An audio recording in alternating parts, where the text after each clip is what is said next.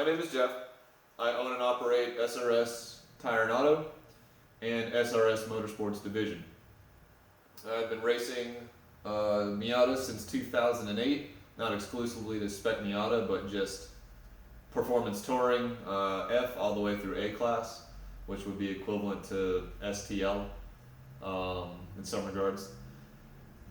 So over the years, I've come into some issues, just like SpecMiata drivers have. Transmission failure through abuse, and it's almost always on this lay shaft right here.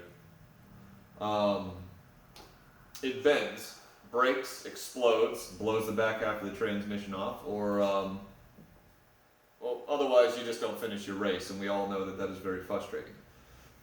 So my goal of this video is to show you how the fifth gear lay shaft fails and what we can do to prevent it, make the transmission last a few more series, a few more races. So here we go. Most competitors use the ACT unsprung hub, the clutch hub. That takes what little horsepower the SpecMiatas make, and it shocks the driveline with it. There's a reason there's springs inside of a clutch disc. It absorbs the shock so that whenever it travels down the line, it's dampened. I know the purpose of an unsprung hub. It is a lightning fast shift. It lasts a long time, and quite frankly, I enjoy it, and I hope y'all do too, but it's harsh on the driveline. This gear set, first through fourth, can take it. It has a 2-inch down to 1.5 inches lay shaft that can take the twist and the abuse. It really can. I mean, you occasionally will shear a gear set off. That takes time and heat, overheating the transmission, and years of use. This can happen in one shift for no reason, not no reason, with no premature signs that it was going to happen. So you're in fourth gear at red line, and you're at VIR's back straight, and you do a no lift shift to fifth, and then when you hit the deceleration zone, you go to pull it out of fifth, and you can't, it's jammed. So what happens is the power comes in, comes down, comes over to fifth, and then travels up. The violence of the engine pushing this direction and the wheels pushing this direction, because the lay shaft goes from 2 to 1.5 to 1 to essentially at the end 3/4 inch, this tiny little shaft right here, how it's neck down because fifth and reverse weren't meant to be abused like this, twists. And because it's bolstered here by a bearing in the case, the twist is almost impossible to see. It's barely possible to measure. The only way you can tell is by this spacer. When you put the spacer on, it simply doesn't fit.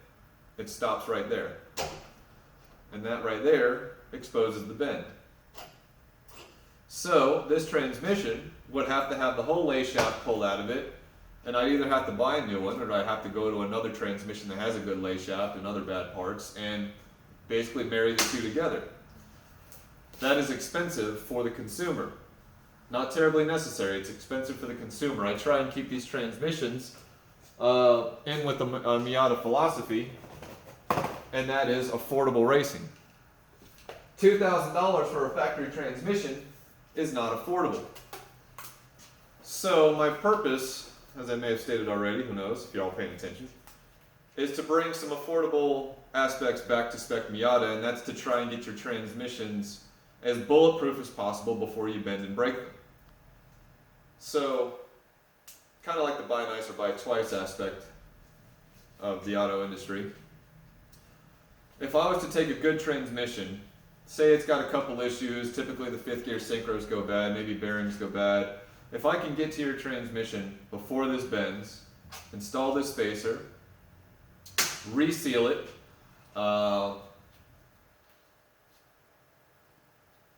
get the shift pushing kit in, anything that's NASA legal, SCCA legal, because that's what you will get from me, is a 100% legal transmission.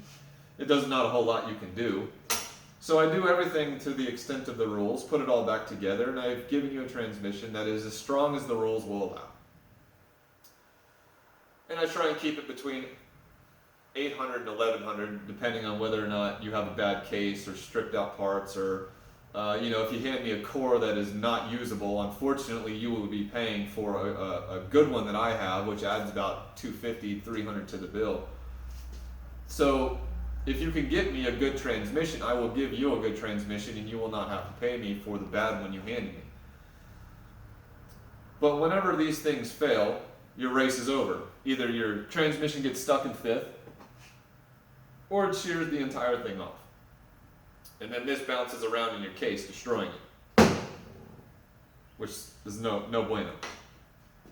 So, I guess what I offer to the SM community, to be downright honest, is a completely factory transmission with a bolstered part, all new seals, a high-end gasket maker which will not leak,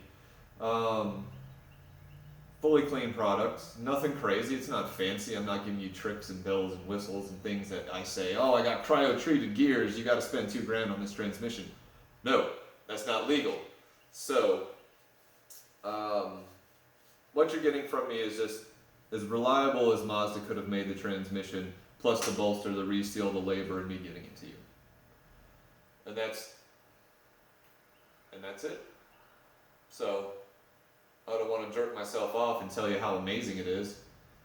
It's an OEM transmission with a couple extra parts, a couple extra seals, a little bit of manpower, and that's it. So, you know, what have you and whatnot.